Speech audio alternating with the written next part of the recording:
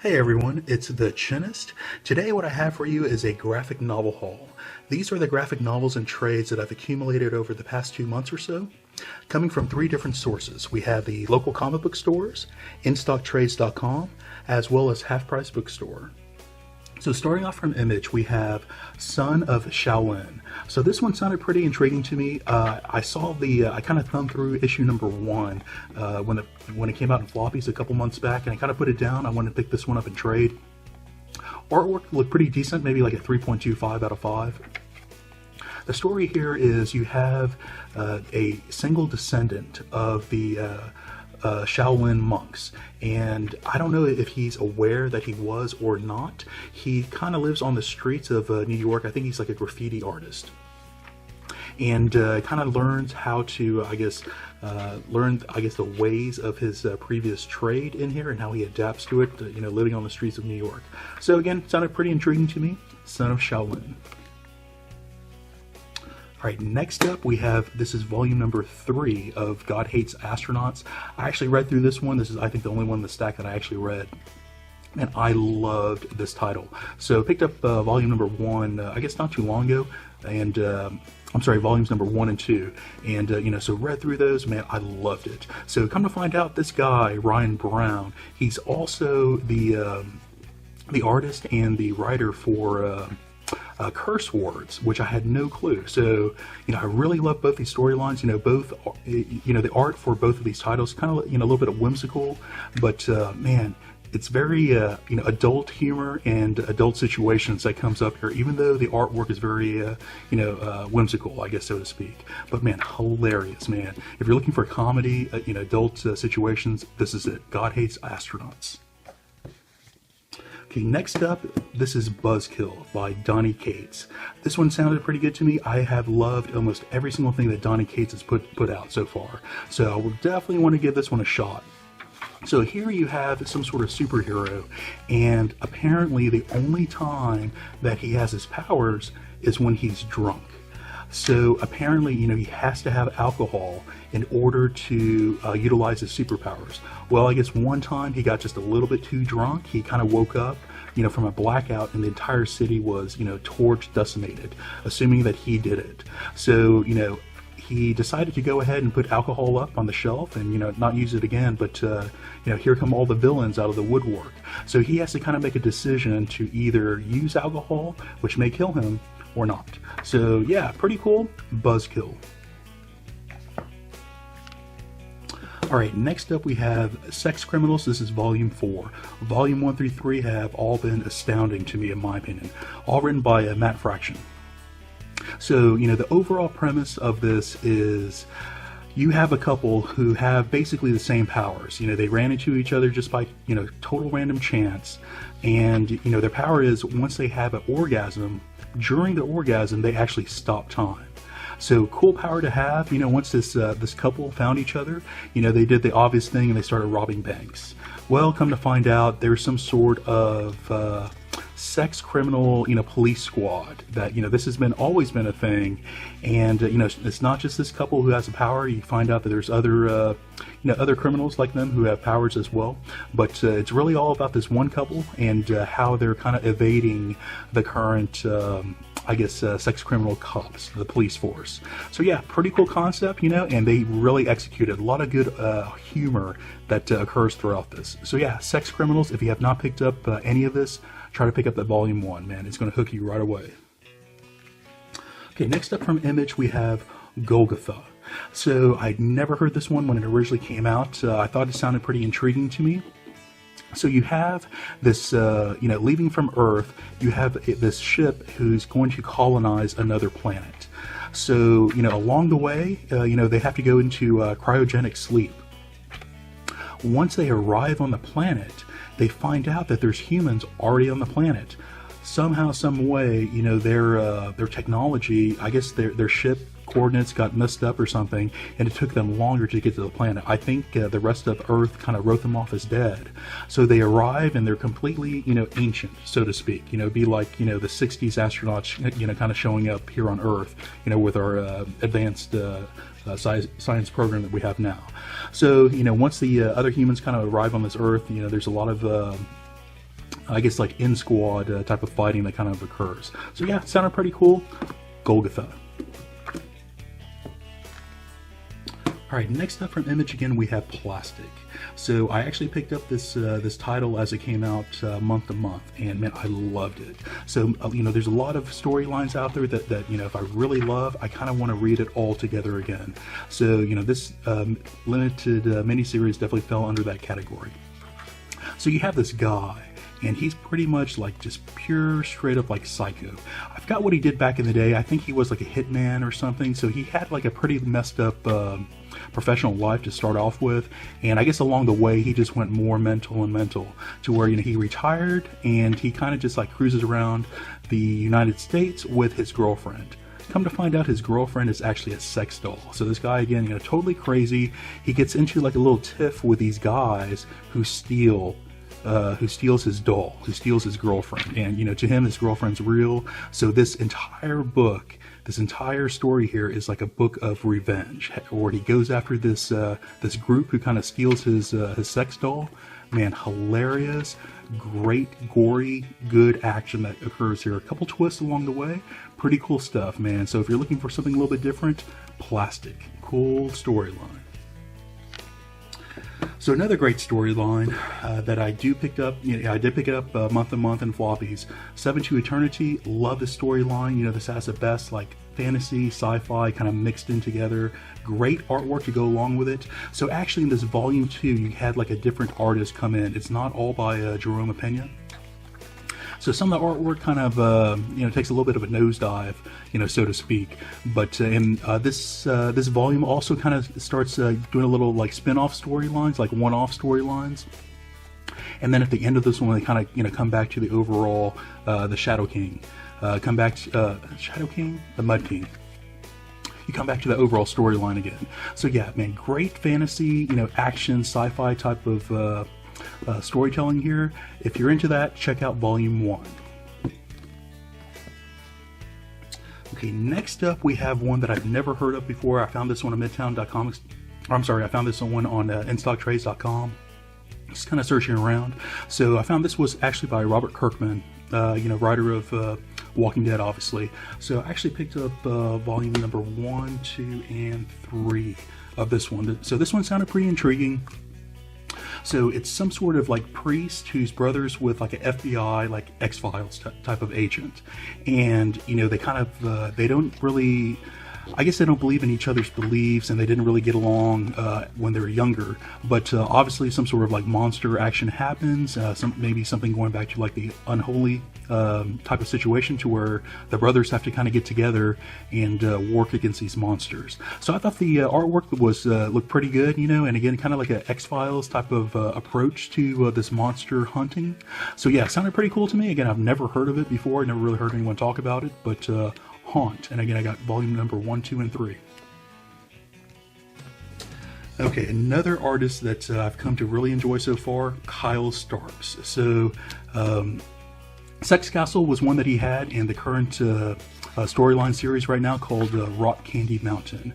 Both were excellent in my opinion. So this one is also illustrated by Kyle Starks. You kind of get like a, where is it? I don't know. Yeah, it is. Okay, so again, there's like a lot of, I guess this guy, you know, totally grew up in the 80s. Like there's like a lot of like 80s action film-esque, you know, kind of feel to a lot of these storylines, you know, a lot of the dialogue, you know, kind of like a satire, like a lot of 80s type of movies that were out there. Again, a lot of humor, a lot of comedy. The artwork, you know, kind of get past that for the storyline and the humor that kind of goes along with it. So yeah, Kyle Starks, kill them all. Okay, this is another one that I've never heard anyone talk about. Kind of reading online, I found this one on InStockTrades.com. So I saw, you know, Stephen King was associated with this one, and so is Joe Hill, which I think is like his son, even though he has like a different last name or something of that nature. So this one kind of went back, it was reminiscent of an 80s movie called The Duel. So for those of you all who are old enough, who have lived through the 80s and, you know, watched all those B-rated movies that came on HBO back in the day. Very, very cool. So this is what I understand is kind of like an adaptation, like a modern day Duel.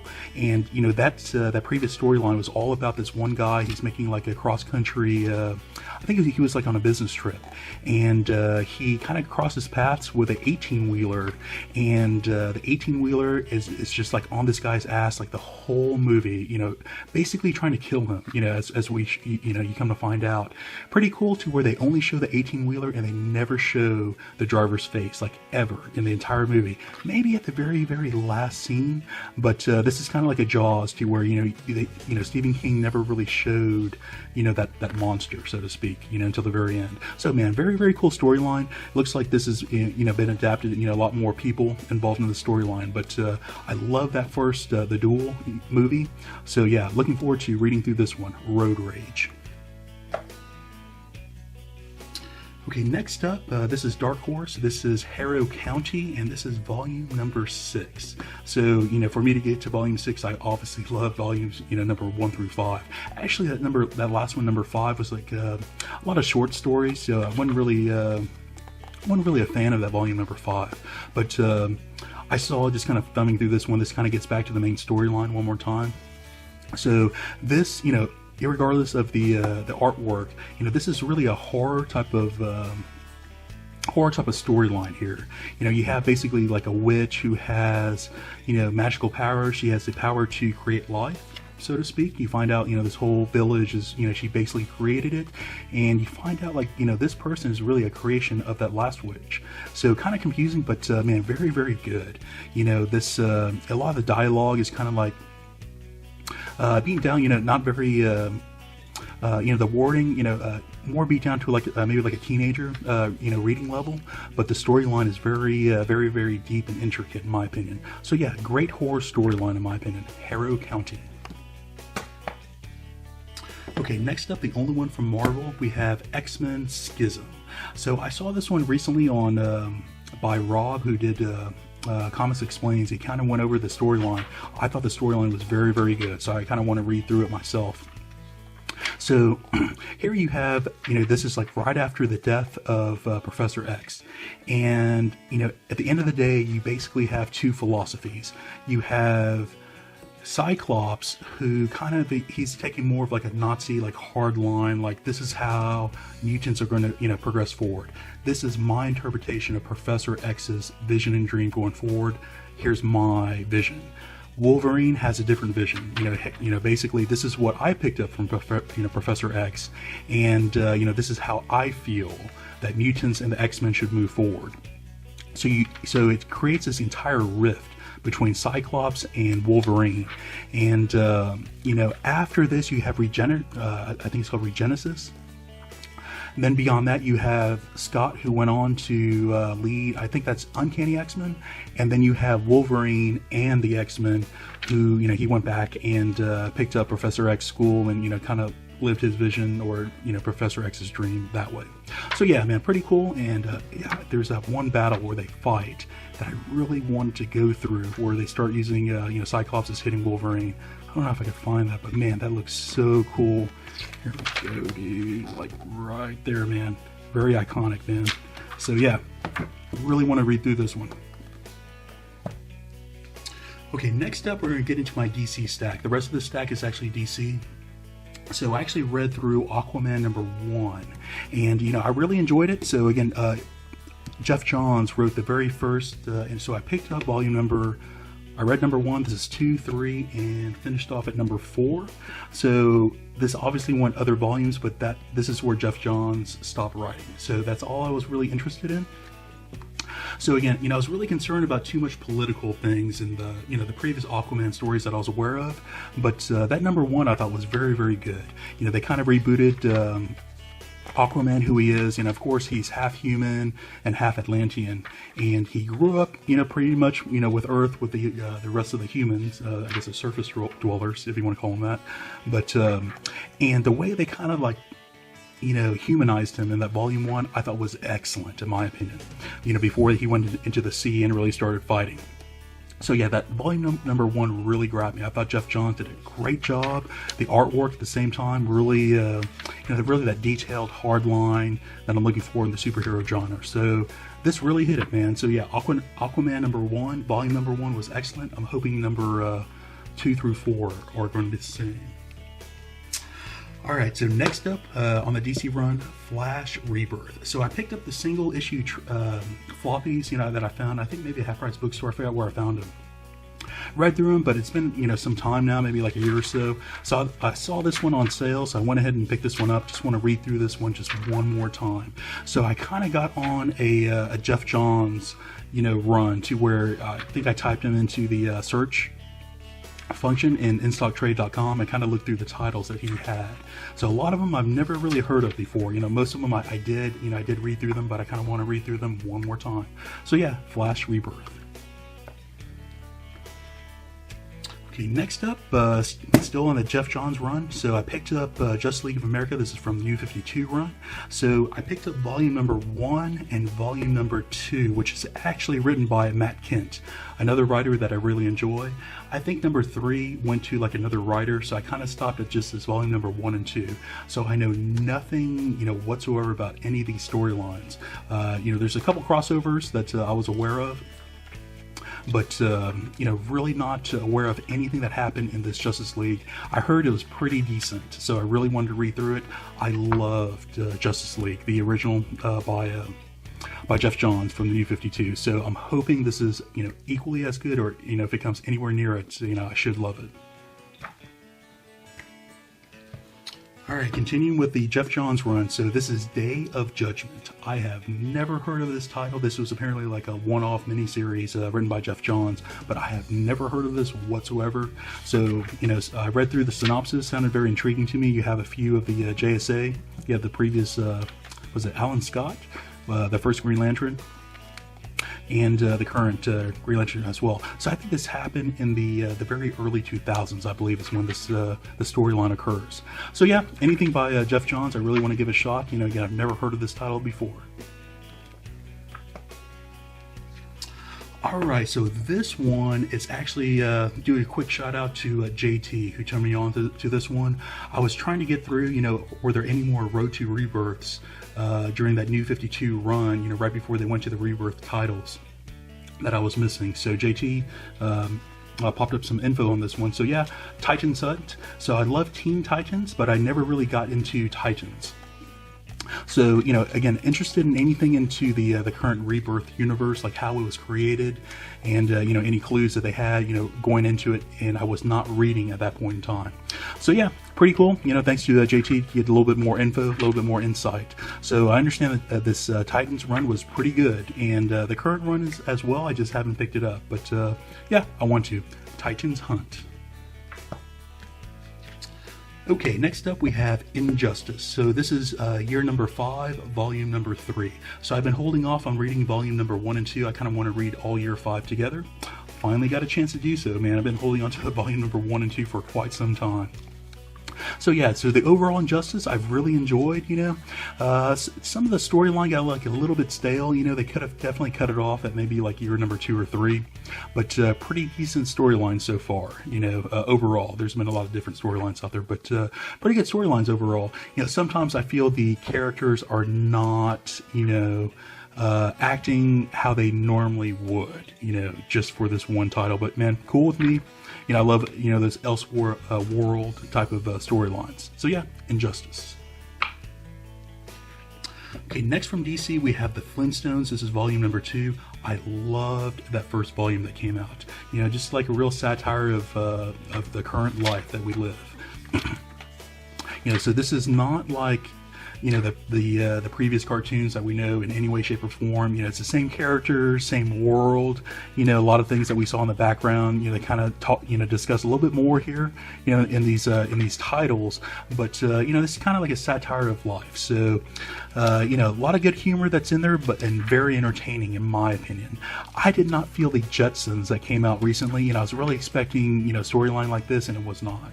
So I'm not too much of a fan of the Jetsons, but yeah, the Flintstones at volume number 1 was excellent. Have not read through this one, so yeah, looking forward to it. Alright guys, I had to readjust the camera a little bit. Okay, so I have some larger hardcovers coming up, all DC. So this is Justice League. This was the compilation of the Trinity War. So this one sounded very, very good. So I read through Justice League, which I feel is one of the best Justice League ever written in my opinion. So Darkseid War was excellent. I'm hoping that this Trinity War is as good. Combines quite a few different titles here. So we have Justice League Dark, Justice League of America, and some other Trinity of the Sin Pandora 1 through 3. So quite a few titles that's collected here in this one to give you the overall storyline. So yeah, really looking forward to this one. Again, if it's as good as the Darkseid War, oh man, I am really looking forward to reading through this one. So yeah, keep that New 52 going with new storylines I have not read yet. Okay, again on that Geoff Johns run. So this is called Olympus. I have never heard of this title, just ran into it in that search that I did on InStockTrades.com. So you have, I think this is like some sort of like current, this is all modern day. You have like a research team from college, and then you have some other group come in, maybe like pirates or something of that nature. Somehow they get stranded on this island. Come to find out, this island is actually, Mount Olympus. And you kind of see what these people, like this larger party who've banded together, see how, I guess, they go through the island and survive. So yeah, again, anything by Geoff Johns I really want to read through. I have never heard of this title ever. So this is published by Humanoids. Alright, I had to readjust again. So next up we have JSA, The Golden Age. So I loved JSA, again by Geoff Johns when he wrote that back in like the early 2000s. So this was turned on to me by the owner of LCS 8th Dimension Comics. I really told him how much I love that JSA run, and he told me that I had to read through this one. He said this is one of the best graphic novels ever written, in his opinion. It's like, wow, okay, well, man, if it's that good, I gotta try it out. So this kind of goes through some sort of like different perspective from the eyes of like the secondary members of the JSA team, is what I understand. So again, I love the that reboot JSA. They brought in the older members of JSA, throughout that ongoing series that I have picked up. So man, I really love this whole entire world of JSA. And of course, this JSA happened before Justice League, surprisingly. So yeah, JSA The Golden Age. Alright guys, one more camera adjustment. Okay, so this is the omnibus of the Green Lantern, Volume 1. So I found this one over at Half Price Books. This was, I think, $75 original price. But man, very, very cool to have this. This actually collects like every single issue that Green Lantern was ever in at the very beginning. So we start off with Showcase before we get into Green Lantern. So, I have read through these storylines online, for digital copies, as well as, the retelling, that we see on YouTube as well. But I've never actually read through this, with my own, 2 eyes. So yeah, I'm really looking forward to this.